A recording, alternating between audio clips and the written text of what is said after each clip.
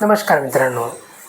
महात्मा ज्योतिबा फुले यांना शूद्र आणि स्त्रियांना शिक्षणाची गरज आहे असं का वाटलं?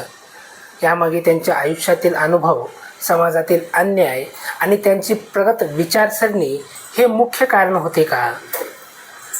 सर्वात मोठं कारण म्हणजे त्या काळातील जातीय भेदभाव आणि सामाजिक अन्याय होता. समाजात ब्राह्मण आणि उच्चवर्णीय लोकांकडे शिक्षणाचा अधिकार होता, तर शूद्र आणि अतिशूद्रांना शिक्षणापासून पूर्णपणे दूर ठेवण्यात आलं होतं. त्यामुळे ते लोक अज्ञानात राहायचे आणि त्यांचं सतत शोषण होत राहायचं. महात्मा ज्योतिबा फुले यांना जाणवलं की जोपर्यंत हे लोक शिक्षित होत नाहीत तोपर्यंत त्यांच्यावर होणारा अन्याय कधीच थांबणार नाही. दुसरं महत्त्वाचं कारण म्हणजे स्त्रियांची अत्यंत वाईट अवस्था. त्या काळात स्त्रियांना शिक्षण देणं पाप मानलं जात होतं. बालविवाह, विधवांची हाल आणि स्त्रियांचं दास्य हे सर्वसामान्य होतं. माता सावित्री यांच्यासोबत काम करताना महात्मा ज्योतिबा फुले यांना स्पष्ट जाणवलं की जर स्त्री शिक्षित झाली तर संपूर्ण कुटुंब आणि समाज सुधारू शकतो. म्हणून त्यांनी स्त्री शिक्षणाला खूप महत्त्व दिलं. तिसरं कारण म्हणजे अज्ञानामुळे होणारी फसवणूक आणि अंधश्रद्धा. शिक्षण नसल्यामुळे शूद्र आणि स्त्रिया अंधश्रद्धावर विश्वास ठेवत आणि काही लोक त्यांचा फायदा घेत. महात्मा फुले यांना वाटलं की शिक्षणामुळे लोक विचार करायला शिकतील, खरं खोटं ओळखतील आणि स्वतःसाठी उभं राहू शकतील. चौथं कारण म्हणजे त्यांचा स्वतःचा अपमानाचा अनुभव. ब्राह्मण मित्राच्या लग्नात त्यांना जातीमुळे हाकलून देण्यात आलं. त्या घटनेने त्यांना खूप धक्का बसला आणि त्यांनी ठरवलं की समाजातील ही अन्यायकारक व्यवस्था बदलण्यासाठी शिक्षण हा एकमेव मार्ग असू शकतो. पाचवं कारण म्हणजे त्यांची समतेची आणि मानवतेची विचारधारा. महात्मा फुले यांचा विश्वास होता की सर्व माणसं समान आहेत. कोणत्याही जाती किंवा लिंगाच्या आधारावर भेदभाव होऊ नये आणि ही समानता प्रत्यक्षात आणण्यासाठी शिक्षण खूप आवश्यक आहे. शेवटी महात्मा ज्योतिबा फुले यांना ठामपणे वाटत होतं की शिक्षण हेच स्वातंत्र्य आणि सन्मानाचं शस्त्र आहे. म्हणूनच त्यांनी सर्व विरोध सहन करूनही शूद्र आणि स्त्रियांना शिक्षण देण्याचा धाडसी निर्णय घेतला. भारतीय समाजातील अंधश्रद्धा, जातीय भेदभाव आणि स्त्रीदास्य यांच्या विरोधात आवाज उठवणारे महान समाजसुधारक म्हणजे महात्मा ज्योतिबा फुले. त्यांचे जीवन म्हणजे संघर्ष, जिद्द आणि परिवर्तनाची प्रेरणादायी कहाणी आहे. त्यांनी केवळ समाजातील अन्यायाला विरोध केला नाही तर त्यावर ठोस उपायही केले. पण हा प्रवास अजिबात सोपा नव्हता. त्यांच्या आयुष्यात अनेक अडथळे आले, अपमान सहन करावा लागला, पण त्यांनी कधीही हार मानली नाही. महात्मा ज्योतिबा फुले यांचा जन्म एका सामान्य माळी समाजात झाला होता. त्या काळात समाजात जाती व्यवस्था इतकी खोलवर रुजली होती की खालच्या जातीतील लोकांना शिक्षण घेण्याचा हक्क नव्हता. बालपणापासूनच त्यांनी भेदभाव अनुभवला. एकदा त्यांच्या ब्राह्मण मित्राच्या लग्नाला गेले असता त्यांना त्यांच्या जातीमुळे अपमानित करून बाहेर काढण्यात आले.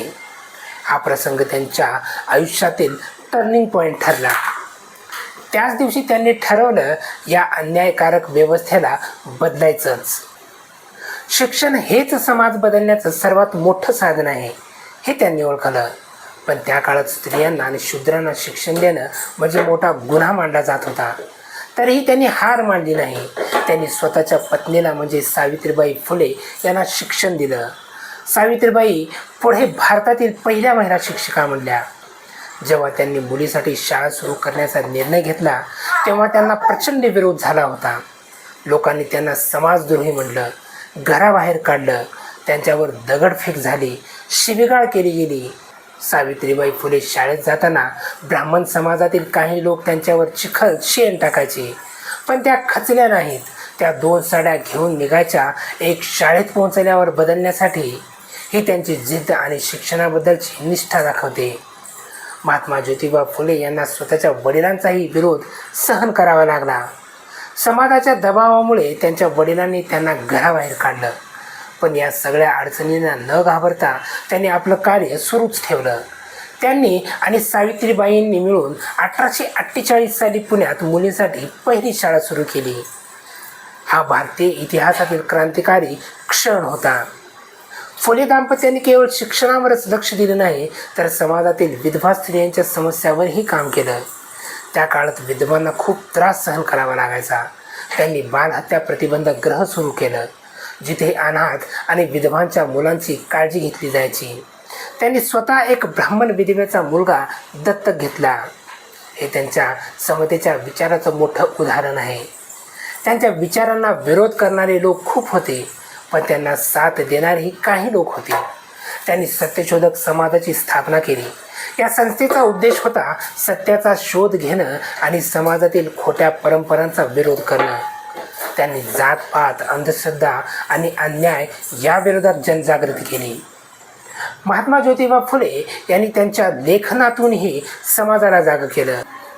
गुलामगिरीसारख्या पुस्तकामधून त्यांनी ब्राह्मणवादी व्यवस्थेवर टीका केली. त्यांच्या लेखनामुळे लोकांमध्ये विचार करण्याची क्षमता वाढली.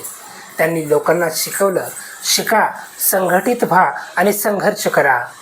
इतक्या मोठ्या संघर्षानंतरही त्यांनी कधीही मागे वळून पाहिलं नाही. त्यांचं संपूर्ण आयुष्य समाजाच्या उन्नतीसाठी समर्पित होतं. त्यांनी दाखवून दिलं की जर तुमच्या जिद्द आणि ध्येय असेल तर कितीही अडथळे आले तरी तुम्ही यशस्वी होऊ शकता.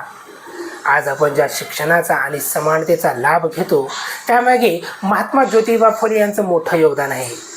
त्यांच्या कार्यामुळेच आज महिलांना शिक्षणाचा अधिकार मिळाला, समाजात समानतेची भावना वाढली. शेवटी एवढंच म्हणावे लागेल, महात्मा ज्योतिबा फुले हे केवळ एक व्यक्ती नव्हते, तर एक विचार होते, एक क्रांती होते. आणि तो विचार आजही आपल्याला प्रेरणा देत असतो. अन्यायाविरुद्ध उभं राहण्यासाठी, शिक्षणाचा प्रसार करण्यासाठी आणि एक समताधिष्ठित समाज निर्माण करण्यासाठी. आपणा सर्वांना माहीतच आहे की डॉक्टर बाबासाहेब आंबेडकर हे महात्मा ज्योतिबा फुले यांना गुरु मानायचे. डॉक्टर बाबासाहेब आंबेडकर यांना महात्मा ज्योतिबा फुले यांच्याविषयी अत्यंत आदर आणि कृतज्ञता होती. त्यांनी महात्मा ज्योतिबा फुले यांना आपल्या गुरुपैकी एक मानलं आणि त्यांच्या विचारांचा स्वतःच्या जीवनावर मोठा प्रभाव असल्याचं अनेकदा सांगितलं.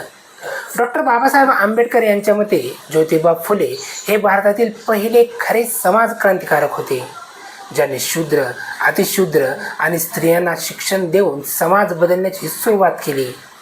त्यांनी फुले यांच्या कार्याला सामाजिक लोकशाहीची पायाभरणी असं मानलं. डॉक्टर बाबासाहेब आंबेडकरांनी आपल्या प्रसिद्ध ग्रंथ हू वर द शूद्राज हा ज्योतिबा फुले यांना समर्पित केला होता.